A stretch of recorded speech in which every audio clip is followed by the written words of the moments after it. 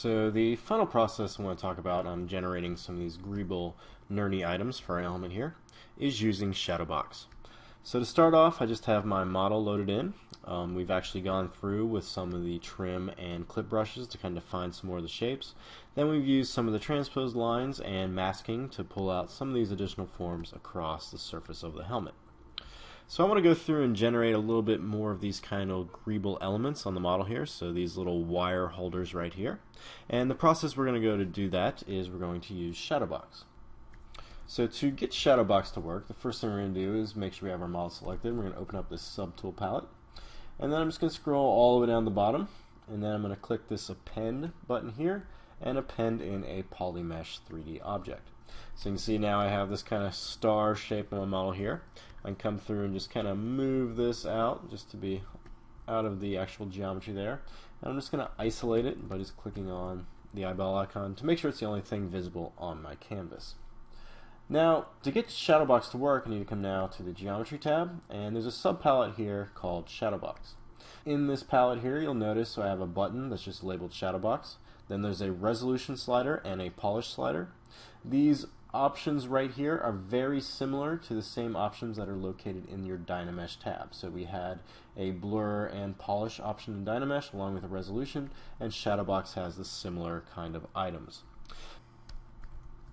So I'm just going to come over here and just turn on Shadowbox by just clicking that link.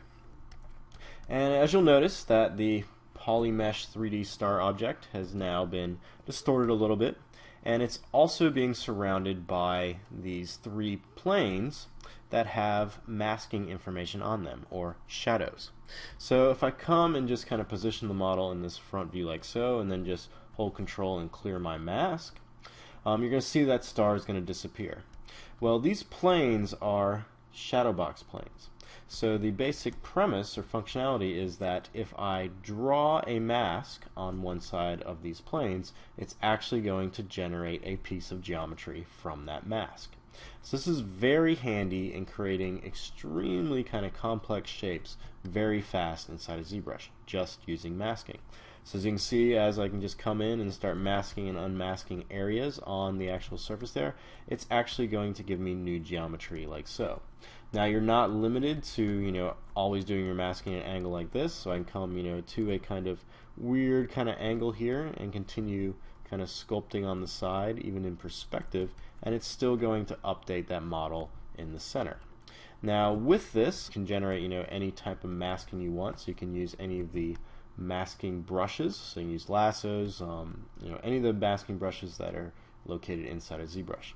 Now with these three planes, the back plane here, the one that's just facing the camera right now, is the easiest one to use because you literally just need to come in and mask, and it's automatically going to give you a piece of geometry with this kind of set thickness. Now if you want to add more thickness to these items, you can actually rotate to a different perspective and then draw another mask on that panel, and it's going to change the thickness of that object. So think of the actual planes as the back plane, then you have the left and right plane, and then you have the top and bottom plane. So if you have extremely complex shapes, you can actually come in and start generating your masking around these shapes, and you're going to totally get a different type of object generated. So it's the orthographic kind of projection stuff that you find in some like CAD software, where you can create your model and then get a front, left and bottom view, so you can plug any of that stuff in and get a shape out of it. So I'm going to want to generate a shape that looks like this for these little wire holders that are over here on the actual reference images. So to do this, I could come in and just start doing masking in general like so, and just generate a quick shape, just coming in and just masking the surface. So this is definitely a approach in which you could do it. Come in and just start, manually kind of generating the shape in here, and it's actually going to give you that shape as that. Another thing you can do with these actual alphas is you can actually load in an alpha. So I'm just going to come over here to the alpha tab over here and just go to import. And then in this folder I just have a simple black and white image that I've created. That's actually just of the brace that is on the helmet. I'm just going to open that up. Now once you open that, you're going to notice that that brace is now loaded over here under your actual standard brush. So we need to actually take this and apply it to a masking brush. So I'm going to hit B on my keyboard and isolate by the letter M and find the mask rectangle brush. So once I have that selected, it's going to tell me it's going to be the active one. We're just going to hit OK. And now when I hold Control, I should have the mask rectangle brush selected. So now I just need to come to this Alpha tab here and just click on that and then click that Brace Alpha. So now if I position my back part of the Shadowbox planes on the canvas like so, and then hold Control and drag, you're going to see that I'm going to get that nice kind of alpha loaded in as an actual masking brush. So now I can position this in Shadowbox like so, and then when I release, I'm actually going to get a piece of geometry generated from it. So you can see right now I got that entire shape from that actual alpha. This piece is a little bit thin though, so it doesn't have quite the same thickness that it does on the actual reference. So I need to add a little more thickness to it. So you actually need to come to this side of the model and add some shadow here to apply thickness. So if I hold Control and drag out, I'm still dragging out with that kind of effect using the alpha. And this is just using the mask rectangle. Well, if I release Control and I'm still in this kind of drag mode, it's going to remove that alpha that's applied, and this is going to allow me to get back to this kind of full solid masking kind of rectangle here. So now I can just use space and move that in position and just kind of line it up where I want it in reference to that object, and then release. And now I've got that shape that was generated from that initial black and white image with a little bit of thickness on it. So this is matching a little closer to the actual reference over here. So now after you have this and you're happy with the actual shape, you can just come over here to the Geometry tab and then just deactivate Shadowbox, and it's going to turn off the actual Shadowbox box, and now you're just left with your geometry in the scene. Now you may want to go through and do some cleanup on the model here, so polishing some of these edges out. Also, when you use Shadowbox, you'll notice that sometimes there's some bevel fall off that will happen because of the polishing effect. So you may want to come through and flatten that out. To do that quick, I'm going to come over here to the Deformation tab and then locate Flatten. I'm going to change this to the Z-axis, so I know this piece is running down the Z. And then I'm just going to flatten in the positive, which is going to flatten this side, and then flatten in the negative, which is going to flatten the other side. So now you can see that bevel is now removed, and I have a nice, flat, hard surface object. So I still have some little areas of stuff through here that could be cleaned up just a little bit. Another thing you can do with anything that you've generated with Shadowbox is actually run it through ZRemesher. So if I scroll back up here to the Geometry tab and then open the ZRemesher panel here, I'm going to go through and run ZRemesher. Now if I look at the polyframes of my object right now, you can see I have a very dense mesh. So this was just the mesh that was generated straight out of Shadowbox, and that resolution slider we set determined how much tessellation that model actually has. Well, I can ZRemesh this object right now, which is going to look at just the surface quality of my model and give me a brand new topology. So if I come over here and just click ZRemesh, this is going to automatically process, and when it's finished, I'm going to have a nice new topologized mesh. So now that's finished, and I can turn my polyframes on. You can see that I now have a nice retopologized model here. I can now go up to the Geometry tab and divide this, and so now you can see it's all nice and smooth, and I have a really nice little piece of greeble there.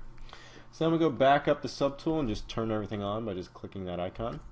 The part right now is a little bit big, so I need to scale this down some as well. So I'm going to go up to my scale transpose line, draw one of those guys out, and scale down. And then I'm going to use the 1 function, or the repeat, and just hit 1 a few times to keep scaling that part down a little more. Now if you can't see it when it goes into the surface of your model there, you may actually have to turn on transparency. That's going to let you see that piece a little bit better. Now I'm just going to turn off symmetry and draw a new transpose line out and kind of move that piece out of the interior part of the helmet.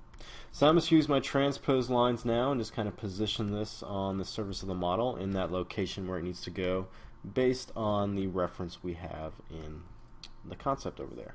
So just using simple transpose, move, rotate, and just kind of positioning that accordingly on the surface of the model.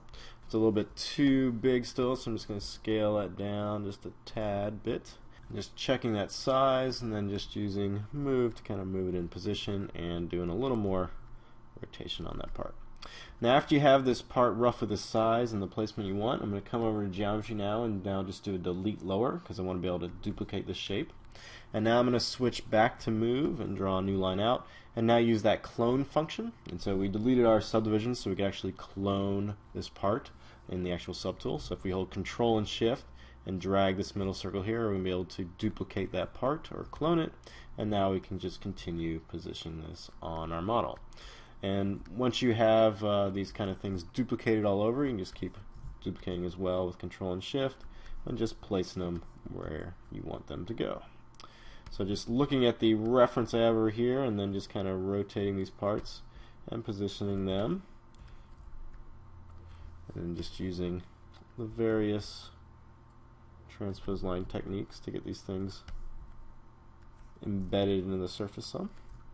And then after you're happy with the placement of these guys, we can now just simply do a mirror and weld to get them to update on the other side. So I'm going to go back to the Geometry tab, go to Modify Topology, and now I'm going to do mirror and weld. So it's going to take everything on the positive side of this model here and flip it on the other side.